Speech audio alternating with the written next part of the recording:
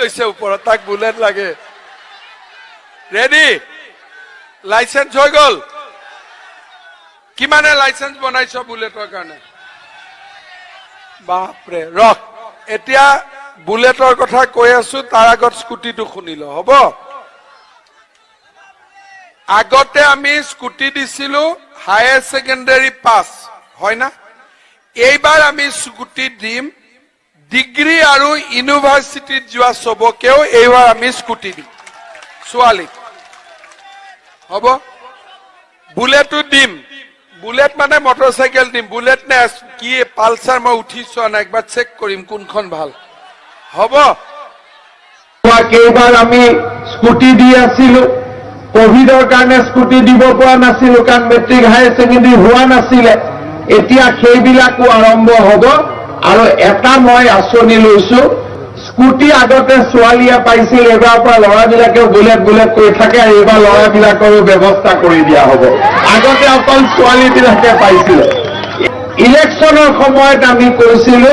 উচ্চতৰ মাধ্যমিক পৰীক্ষাত প্ৰথম বিভাগত উত্তীৰ্ণ হোৱা সকলো মেধাৱী ছাত্ৰ ছাত্ৰীলৈ আমি স্কুটাৰ প্ৰদান কৰাৰ ব্যৱস্থা আমি গ্ৰহণ কৰিছো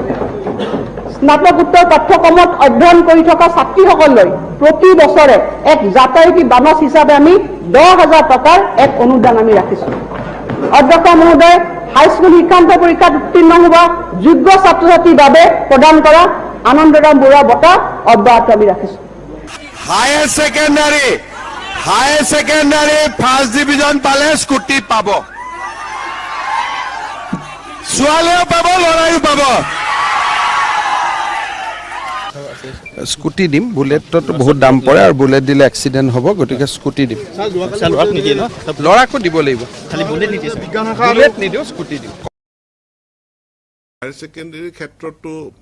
মাননীয় মুখ্যমন্ত্ৰীয়ে ঘোষণা কৰিছে যে আমাৰ স্কুটি দিয়াৰ কথা গতিকে এই স্কুটিখিনি এতিয়া কিমান সংখ্যা হ'ল তাৰে ভিতৰত ফাৰ্ষ্ট ডিভিজন মানে যোৱা বছৰো আমি স্কুটি ফাৰ্ষ্ট ডিভিজন মানে আমি নাই দিয়া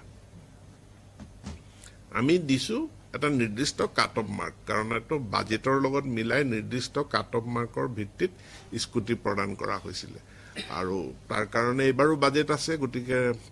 আমি ছাত্ৰ ছাত্ৰীসকলক স্কুটি প্ৰদান কৰা এই কামখিনি আমি আগুৱাই নিম আৰু যিসকলে ফাৰ্ষ্ট ডিভিজন পাইছে তেওঁলোকক কেনে ধৰণে আমাৰ আনন্দৰাম বৰুৱা এৱাৰ্ড দিয়া যায় এই গোটেই বিষয়টো মাননীয় মুখ্যমন্ত্ৰী ডাঙৰীয়া এই সম্পৰ্কে সিদ্ধান্ত গ্ৰহণ কৰিব আনন্দৰাম বৰুৱা বঁটা আমি ষ্টাৰ পোৱা ল'ৰাসকলক দিওঁ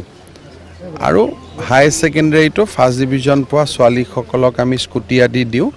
এইকেইটা দিন বানপানীৰ পৰিৱেশটো বাদ হ'লেই আমি 4-5 তাৰিখে এখন মিটিং কৰি কি ধৰণে কেনেকৈ কৰোঁ কাৰণ যিহেতু ভৱিষ্যতে আৰু মেট্ৰিক সেই ধৰণে গুৰুত্বপূৰ্ণ হৈ নাথাকিব গতিকে এইবাৰ শেষবাৰৰ কাৰণে দিম বা নিদিম বা কি কৰিম গোটেই কথাখিনি আমি 5 বা 6 তাৰিখে সিদ্ধান্ত ল'ম কিন্তু যি নহওক ছাত্ৰ ছাত্ৰীখিনিক আমি ডেফিনেটলি পুৰস্কৃত কৰিম না গোটেই চব আগৰ দিয়া নিচিনাকে এটা সময় আছিলে আমি ল্যাপটপ দিছিলোঁ